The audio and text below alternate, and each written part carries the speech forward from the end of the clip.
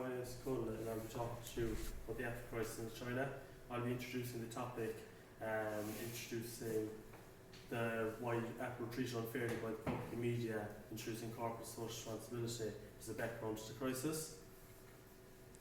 Corporate social responsibility is the idea that the business has a duty to serve the general public as well as the financial support of the stakeholders. Social responsibility involves the question of ethics, legality, economic costs and materials judgment. The four types of responsibilities are economic, which is the aim to maximise stakeholder wealth; legal, which is to comply with the laws that regulate the business; ethical, which is the company's views of what is right and wrong; and discretionary, which is a voluntarily action, which could be a charitable donation. Now I'll talk to you about the Apple factories. Foxconn factory complex in Zhengzhou, China, is the largest private employer in China. It has over 1.3 million employees. This has become known as iPhone City. In the summer months, before a new iPhone is released, they expect to produce 500,000 iPhones a day, which is broken down to 350 iPhones a minute. Employees for these factories live in 10 to 12 story dorms just next to the factories. And because of this, entrepreneurs that live in cities close by have started to move out their companies close to factories as they see an opportunity to provide their services such as clothes or restaurants, etc. These factories are run in a military style fashion, and because of this, about 24,000 employees a month quit. I'll now talk to you about the controversy surrounding the working conditions in the factories. Since 2007, Apple have faced accusations around labour abuses and poor working conditions. In 2012, an audit was carried out, and this was to investigate working conditions inside Foxconn factories, and the results were shocking. Over 50% of employees have worked for over 11 days without rest, and general day would be 8 to 5 p.m. Because pay was so poor, many of them have to work overtime, which would be till 10 or 11 o'clock at night. Nearly half of the employees that they had witnessed or seen an accident in factories, and this backed up by points that safety measures in factories were not met.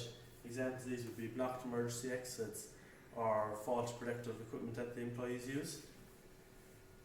Also, 2/3 of the employees said that their take-home pay at the end of the week would not meet their basic needs.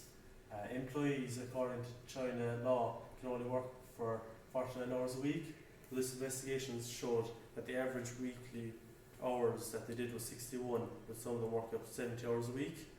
After this audit, Apple came out and publicly stated that they would try to change the poor conditions that their employees were working in. This did not change though, and then again in 2014, Apple revisited the working conditions and they found that things had not changed. This investigation showed the standards regarding safe working conditions and juvenile workers had been breached. Footage emerged of employees being forced to carry out night shifts, which was turning their days into 18-hour day of work and 6 hours sleep. They were also forced to do most of this work while standing. The Foxconn suicides. In 2010, these factories saw a cluster of suicides, with 18 employees attempting suicide, which resulted in 14 tragic deaths. After these deaths occurred, these companies introduced safety nets outside the buildings, which would catch any future jumpers. They also hired counsellors to help provide a good counselling service for the employees. Were Apple treated unfairly? Based on this research, we disagree that Apple were treated unfairly by the public and media due to the fact that they never changed their approach to working conditions in over 4 years. Hello, my name is Michael. The initial role of the HR is to understand the culture of different nations in terms of international business. They need to understand the culture in terms of demographics, the ethnicity, the different types of social interactions between the people in the country. They also need to know about the legal systems in that country. They need to know the regulations put in place in that country and the different laws. They need to know what the economic system is like. They also need to know how the state is made up. Another role is implementing and encouraging practices internationally. They need to understand that the environment is impacted and how the employees work, and they also need to promote and encourage stewardship among all its employees internationally. They need to put in a mindset of responsibility in all its employees. An example of this will be conservation projects and different initiatives like that. The next role will be to foster a culture of responsibility. They need to create a responsibility mindset within all its employees. This should really start at the recruitment part of the process. When recruiting, they need to recruit people that are able to tolerate different cultures, whether or not they're able to speak different languages and communicate with different people within that culture. This helps to rehabilitate the employer brand. If the employees work well towards their social responsibility, the brand of the company is going to be going to get better as a result. The instruments of the international HR management in terms of employees is the first one is the selection. When they're selecting the people to work with, they need to assess the global mindset, and this goes back to how recruitment is started in terms of language, culture, and the tolerance as well. In terms of training and management development, employees need to be trained and managed in a way that they can deal with these different culture shocks and different types of culture differences. In terms of performance assessment, expatriate managers need to be assessed as well. Companies need to make sure that they're on top of managers and they make sure that they're working towards the corporate social responsibility.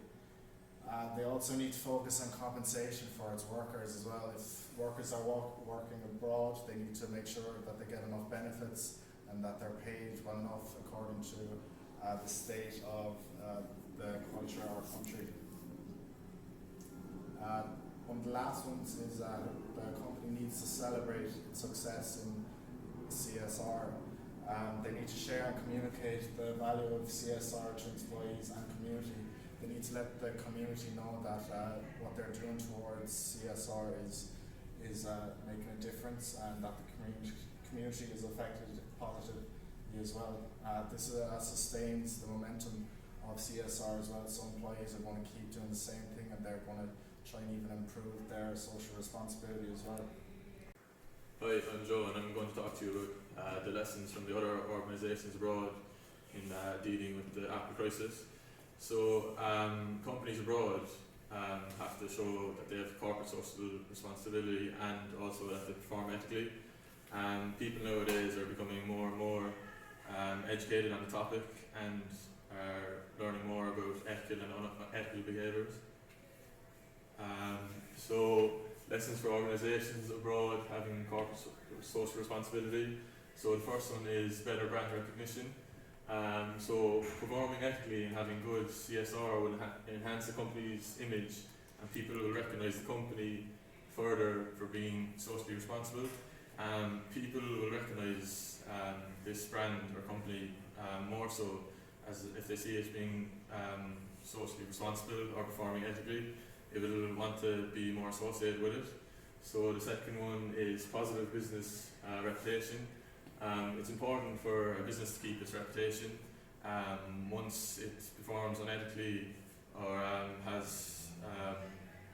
doesn't have social responsibility, its name will be dragged through the mud, and it's hard to get this back. Also as well, sustainability is a key factor for how a company uses its resources. Example being economically friendly.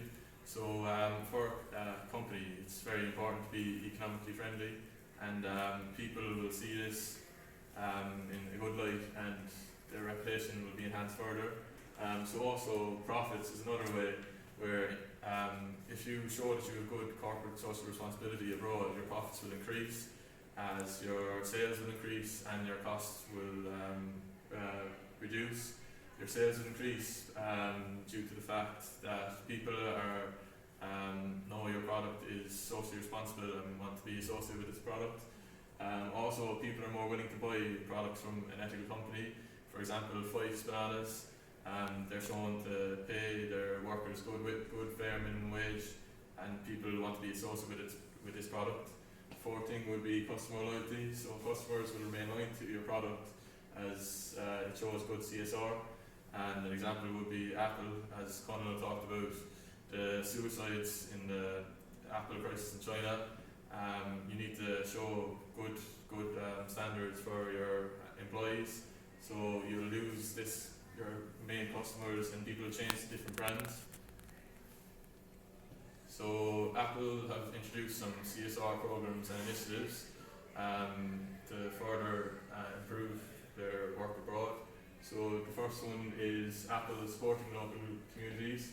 So this is where the program was launched in 2011 to help employees volunteer in local communities, and in 2015 it further improved and they had to pick the charities which they wanted to invest in or provide money towards. The second one would be Apple educating and empowering workers. So Apple provides employee benefit programs and training programs to help further educate their employees. They had 18 factories and 280,000 workers took various courses in 2016 to help them further improve, and other companies abroad could also look at doing this to further educate their employees. So 3 would be labour and human rights at Apple. So Apple enforces the supplier code of conduct that is claimed to be the toughest in the electronics industry in the world, and Ross is going to talk to you later about this. The fourth one would be employee health and safety at Apple. So the company has launched Apple Supplier ESS Academy, an 18-month program that aims to improve health and safety within the work environment for Apple employees. They had 270,000 workers who worked in this program, so other companies can look at this and either replicate or take ideas from this and further improve abroad. So the effect of globalization on CSR. So consumers nowadays can video on ethical practices around the world with Apple products, and this can be transferred around the world within minutes. Some of the pictures of Apple employees working in China had leaked and had some devastating results. Organizations can learn from this that they have to perform ethically and have good corporate social responsibility in providing good working conditions for their employees, and if they don't, it can have damaging effects. People can switch to different companies as they don't like the behaviour in which how Apple were.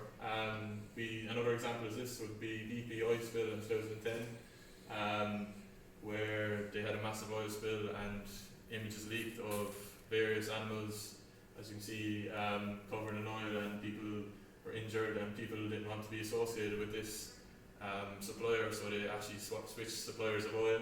So if something like this happened, people will start switching to different products and different suppliers. Hello, my name is Ross, and I'm going to talk about what Apple HR could have done in China so they wouldn't have to face the international scrutiny for behaviours that are considered unethical in the Western world. One of the main things that Apple could have done was implementing the SA8000, or the Apple Supplier Code of Conduct. In 2004, the Apple Supplier Code of Conduct was established to ensure that suppliers meet Apple's standards for labour, human rights, health and safety, and environmental problems.